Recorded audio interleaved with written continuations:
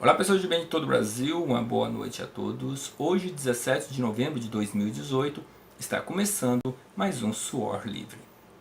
A live de hoje é de um vídeo gravado, devido neste momento eu estar em Cuiabá, Mato Grosso. Porém, estarei interagindo com todos aí através dos comentários. Para aqueles que não me conhecem, meu nome é Gelvis, sou idealizador do projeto Suor, Sociedade Unida e Organizada. Você pode conhecer melhor este projeto acessando o site projetosuor.org ou pesquisar no Facebook por Projeto Suor.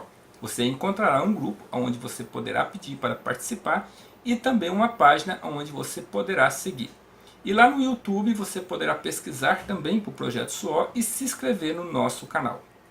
Hoje nós teremos um Suor Livre diferente, onde eu falarei menos e as outras pessoas falarão mais.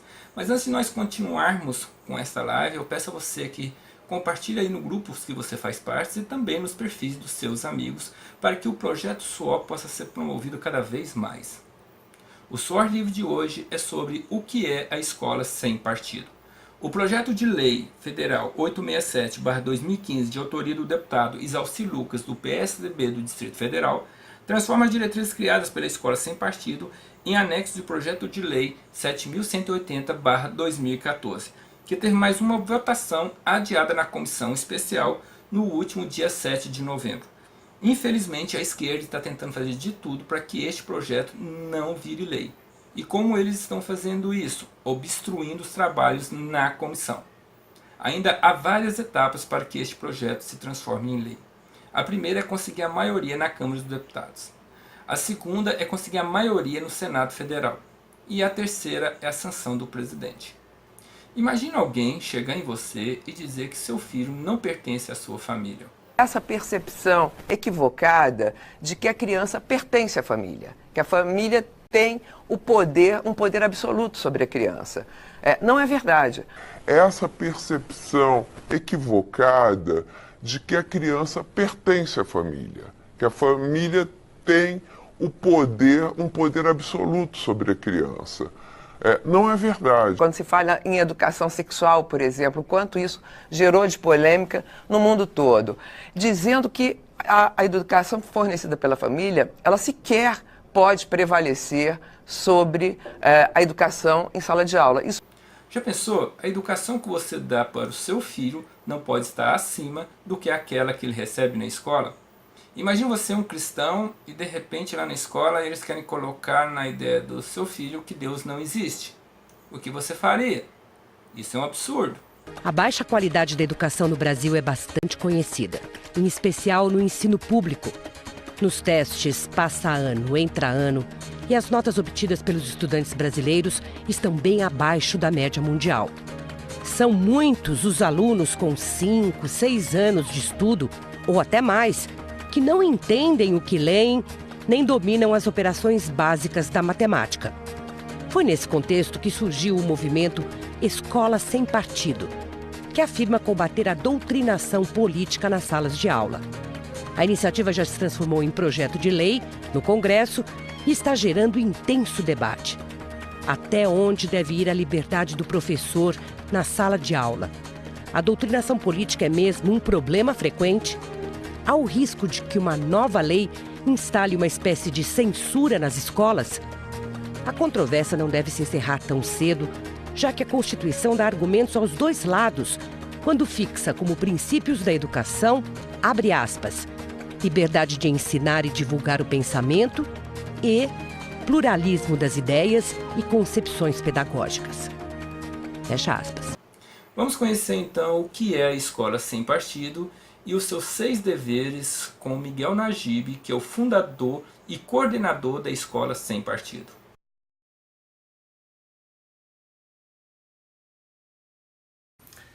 Oi, eu sou Miguel Najib, sou fundador e coordenador do movimento Escola Sem Partido. E eu estou gravando esse vídeo especialmente para apresentar o projeto de lei Escola Sem Partido. A nossa proposta é uma proposta extremamente simples, que consiste basicamente em tornar obrigatória a fixação em todas as salas de aula do ensino fundamental e do ensino médio de um cartaz como esse aqui. Um cartaz com os 6 deveres do professor. Nisso consiste basicamente o projeto Escola Sem Partido. Esses deveres do professor já existem Eles não estão sendo criados pelo nosso projeto de lei. Eles decorrem da Constituição Federal e da Convenção Americana sobre Direitos Humanos. Então, o objetivo do projeto é simplesmente informar o estudante de que ele tem os direitos que correspondem a esses deveres do professor. Repito, deveres que já existem. Nosso projeto não cria para os professores nenhum dever, nenhuma obrigação que já não exista. Ele apenas explicita esses deveres, explicita essas obrigações dentro das salas de aula para que os estudantes conheçam os seus direitos. Então, que deveres são esses que estão sendo explicitados pelo projeto Escola Sem Partido? Vamos lá.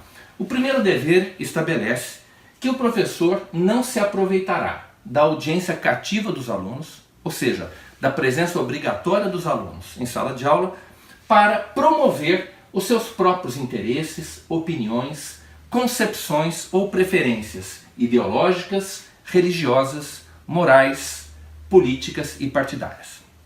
Nós temos que nos lembrar que a presença do estudante em sala de aula é obrigatória. Os estudantes são obrigados a escutar o discurso dos seus professores. Portanto, se o professor puder abusar dessa presença obrigatória para promover as suas próprias preferências políticas e partidárias, por exemplo, é evidente que a liberdade de consciência e de crença dos estudantes, que é um direito assegurado pela Constituição Federal, será violado pela conduta do professor. E isso é uma conduta ilícita. Nós não podemos permitir que isso aconteça em prejuízo da parte mais fraca, que é o estudante. O segundo dever do professor estabelece o seguinte: o professor não favorecerá, nem prejudicará ou constrangerá os alunos em razão de suas convicções políticas, ideológicas, morais ou religiosas, ou da falta delas.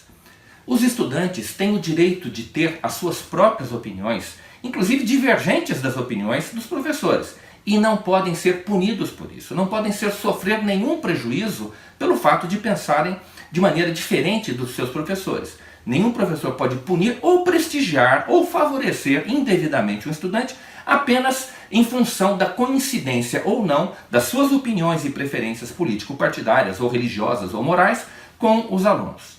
Terceiro dever do professor: não fazer propaganda político-partidária nem incitar seus alunos a participar de manifestações, atos públicos e passeatas.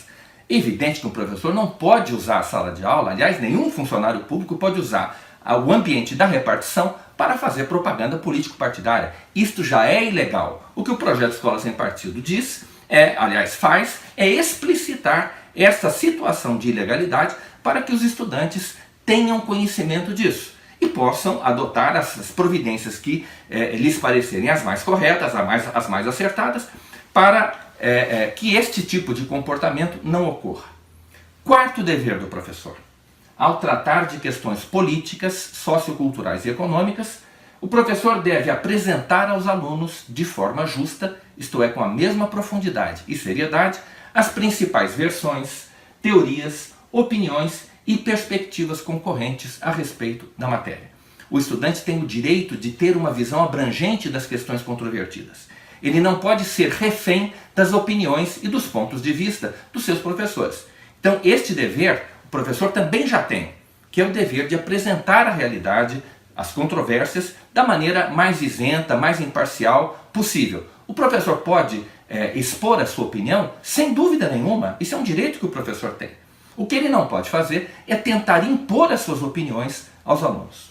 Quinto dever do professor: respeitar o direito dos pais dos alunos a que seus filhos recebam a educação religiosa e moral que esteja de acordo com as suas próprias convicções. Este dever decorre, ou melhor, na verdade, ele praticamente repete aquilo que está na Convenção Americana sobre Direitos Humanos, que é um tratado internacional que tem força de lei no Brasil.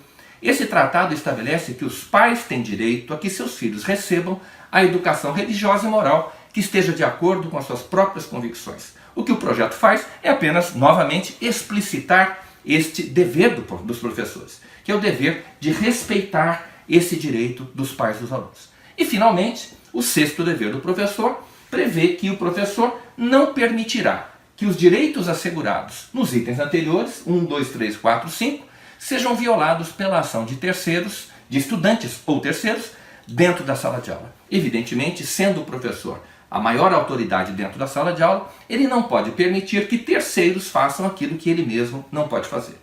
Agora eu vou mostrar para vocês o que seria uma sala de aula, o que seria uma escola com partido, né? Uma escola onde esses deveres não existissem, né? Onde o professor tivesse não esses deveres, mas os direitos que eu vou mostrar em seguida.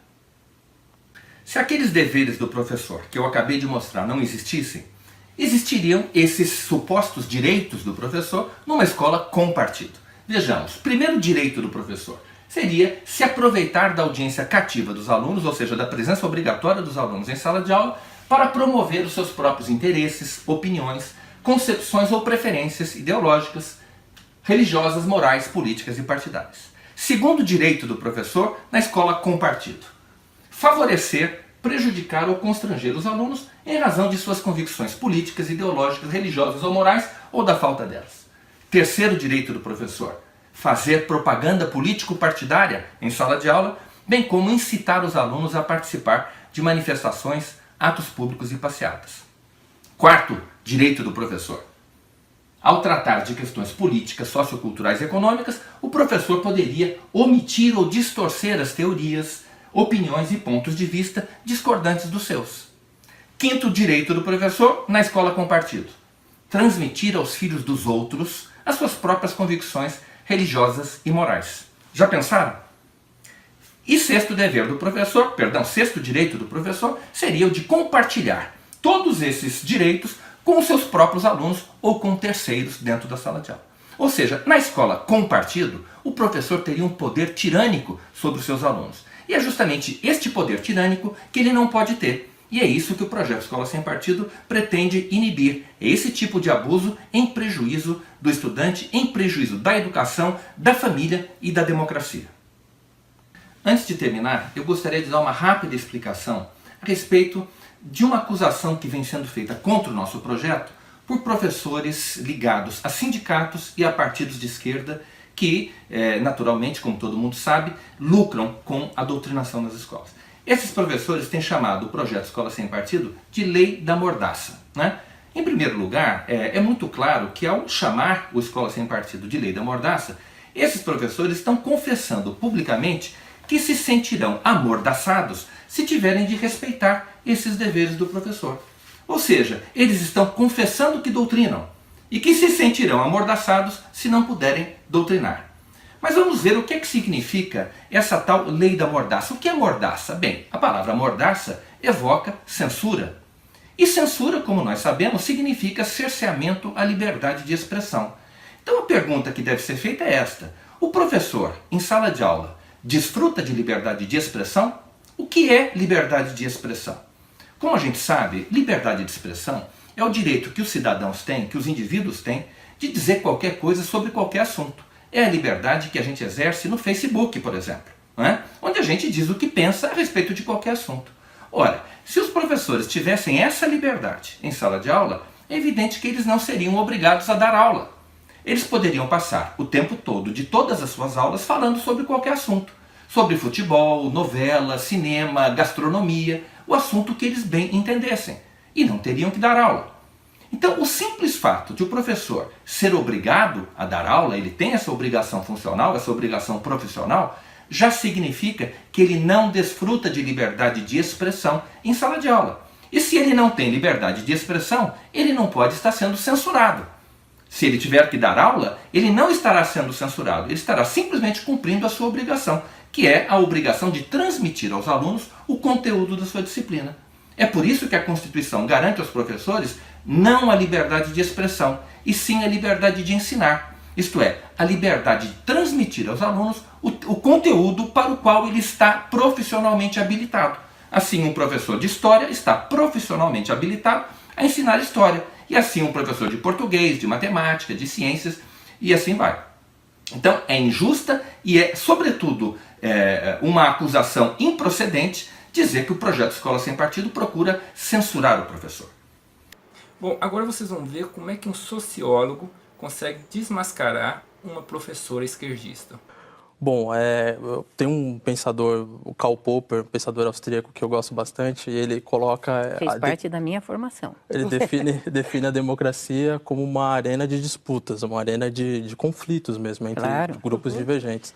Ainda bem, essa é a graça. Essa é a ideia, um conflito organizado, pacífico, mas é um conflito. E a gente está competindo por espaço institucional, pela opinião pública. Agora, ao invés da gente demonizar um movimento que conseguiu essa coisa difícil, que é atrair a opinião pública, a gente poderia, mais produtivo, é tentar entender por que ele conseguiu, ele foi bem sucedido isso.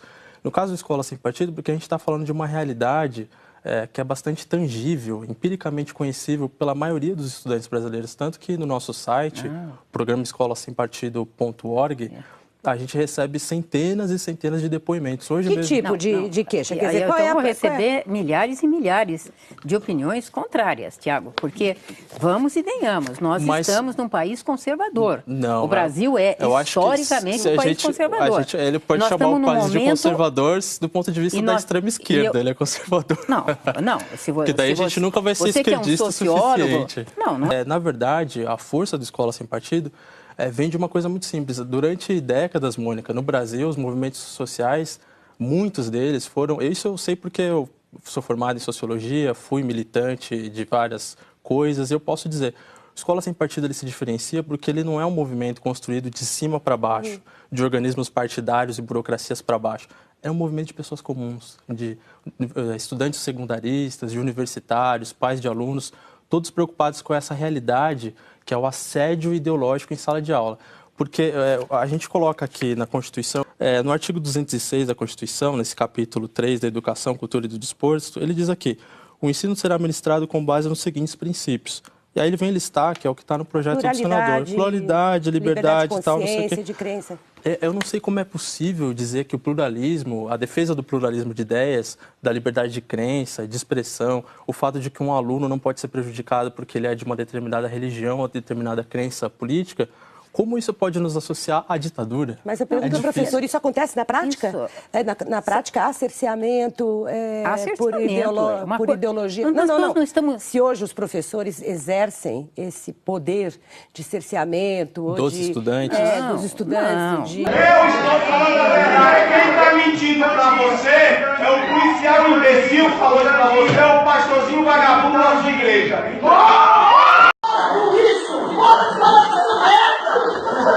Rafael, para de falar desse merda! Não tem música pra ter democracia nesse país! Levei porrada nas costas! Levei gás outro dia, várias vezes! Pra ter democracia nessa merda! E essa porra falando desse merda do Bolsonaro! Que é um safado ladrão! A família dele triplicou os salários! Triplicou tudo que ele tinha em menos de 10 anos! Como que vai a universidade? O cara que é homofóbico, não gosta de pobre, não gosta de negro! Pega aí, meia Via Hitler na Alemanha! Esse cara é um Hitlerzinho, safado, ordinário! Presta atenção na história! Vocês querem o quê? Ser dominado? Chicote nas costas? É isso que vocês querem? É isso que vocês querem? Eu tô perguntando! Ninguém tá falando. Vai na sala de aula! Falou pra levar até os 2 pontos! Isso é ou não é um absurdo? Imagine você trabalhando, achando que seu filho ou sua filha está na escola aprendendo matemática, português, história, geografia, e de repente aparecem esses tipos de professores tentando colocar na cabecinha deles ideologias partidárias. E aí você pensa, poxa, mas pelo menos isso vai ser só neste período. Quando chegar na faculdade é outra realidade. Bom, vamos ver como é que se encontra a estrutura hoje na faculdade? Vamos ver um exemplo aí. E aí galera, tudo bem? Sarah Winter aqui, eu sou feminista, palestrante e escritora. Eu tô fazendo essa cara porque eu tô enojada e tá um pouco difícil permanecer nesse local, mas eu vou mostrar pra vocês. A partir de agora eu sou uma aluna da UERJ também, Não sou uma aluna oficial, eu só vou fazer um fórum aqui durante alguns meses de segurança pública, então uma vez por semana eu estarei na UERJ. E para as feministas, LGBTs, etc, que vão assistir esse vídeo, saibam que eu ando armada com spray de pimenta e faço Krav Maga. Então chega de apanhar da esquerda. Eu vou mostrar para vocês o que é uma sala de graduação de uma universidade pública, tá? Eu vou mudar aqui a câmera e vou passar devagarinho. Ô Fer, faz a minha segurança aí, viu? Vou fazer a manutenção de fora. Isso, obrigada. Ó, vou mostrar pra vocês. Isso aqui é a parede, tá? Ó, a América Latina vai ser toda feminista.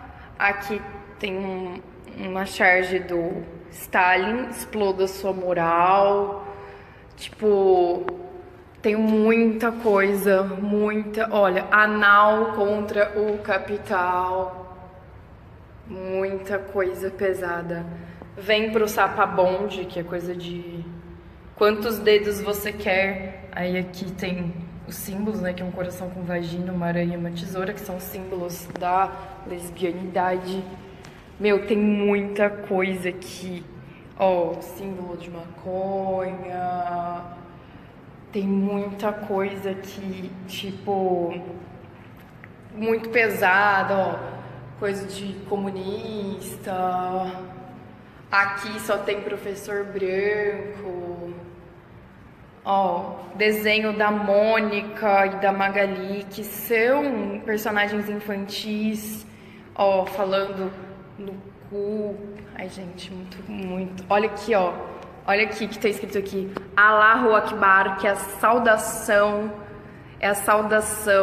né, islâmica, mas que constantemente o Estado Islâmico tem usado, né, porque é uma maneira de dizer. Eu tô chocada, gente. Eu fico lendo, ao mesmo tempo que eu tô filmando pra vocês, eu tô lendo outras coisas aqui, olha. É meu tempo de ser piranha. Olha que uma vez piranha, sempre piranha. E as feministas ainda diziam que era tipo o capitalismo e tipo as décadas passadas que oprimiam as mulheres, né? Era o conservadorismo que oprimia as mulheres. Você já fez a chuca hoje? Que é isso, meu Deus? Que é isso? Quem não sabe o que é chuca é lavar o seu furico para fazer sexo anal. My fat pussy is magic. Tipo, a minha vagina gorda é mágica. E daí? Queima o cu do capital. Coisa assim que a gente não acredita que tem uma universidade pública. Não é possível. Como que a gente chega, como que a universidade pública chegou a esse baixo nível? A gente já não produz mais intelectuais, nós produzimos marionetes usadas como instrumento político. Faça um favor para você mesmo, levante agora e lute contra tudo e todos que querem usar a cultura como instrumento de subversão. Passou da hora da gente fazer isso.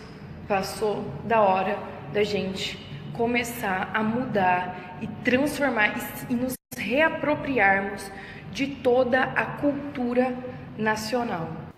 Agora você vai ver que nível que nós chegamos nas universidades públicas do Brasil. Onde que eles querem democracia, porém tem que ser a democracia deles. Somente aqueles que são de esquerda, porque se você for de direita, você é expulso. Vamos ver o vídeo.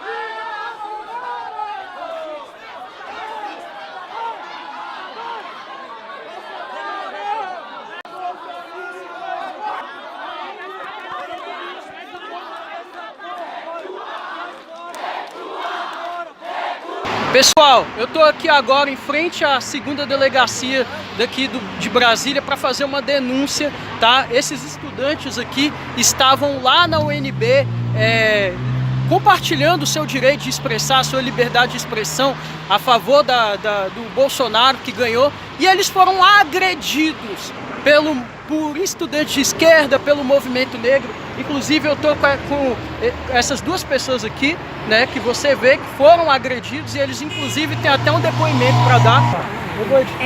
No meio do ato que a gente estava promovendo, um estudante que infelizmente a cultura do racismo é tão suja, tão sórdida na nossa sociedade, um estudante negro se referiu a mim e ao meu colega como capitães do mato, porque a gente estava no ato pró-Bolsonaro.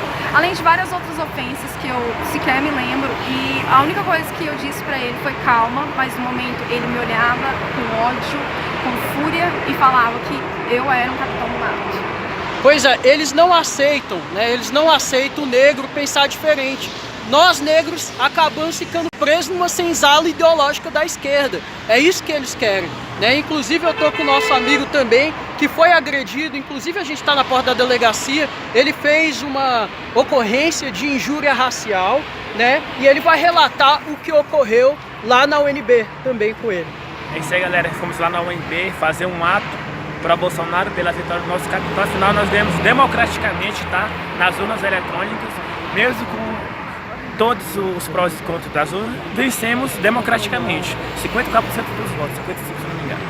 Enfim, fomos lá e o mais triste de tudo foi o seguinte: um negro como eu, entendeu? Um negro como eu me chamou de capitão do mato.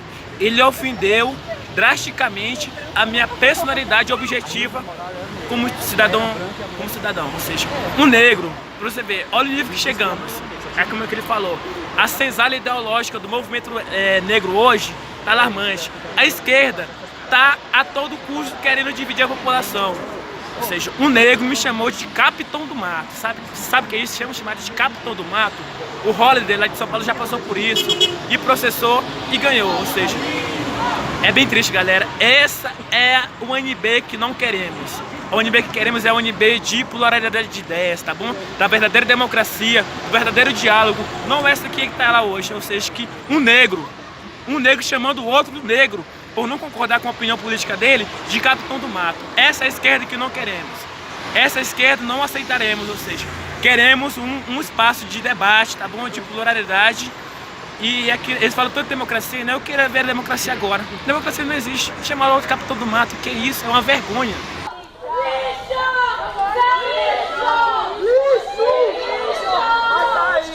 Matador de mulher! Ridículo, covarde, machista! Escroto! Seu escroto! Escroto, bate mulher! Bate mulher! Bate mulher! Bate mulher, dá maldade na gente! Vai, machão! Vai, machão! Vai, machão! Bate mulher! Machão!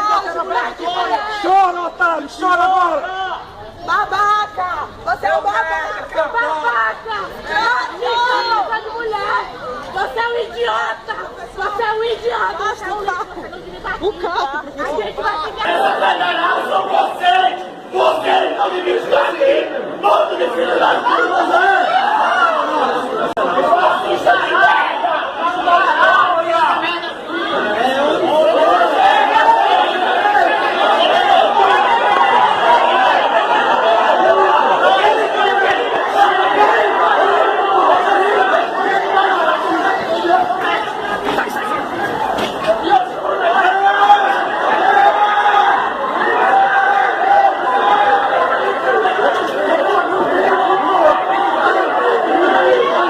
O que nós estamos vendo aí é simplesmente uma intolerância por parte das pessoas que estão transformando as universidades em um ringue.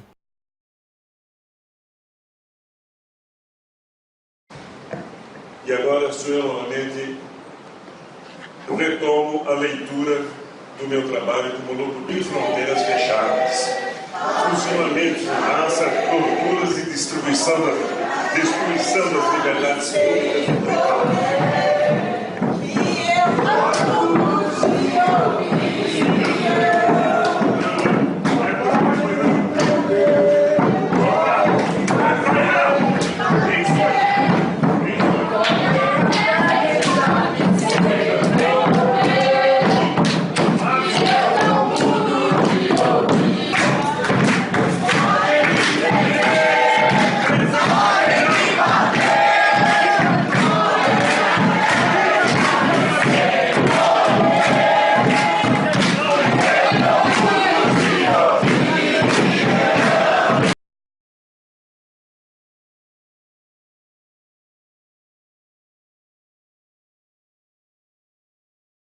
Agora veja o ponto que nós chegamos.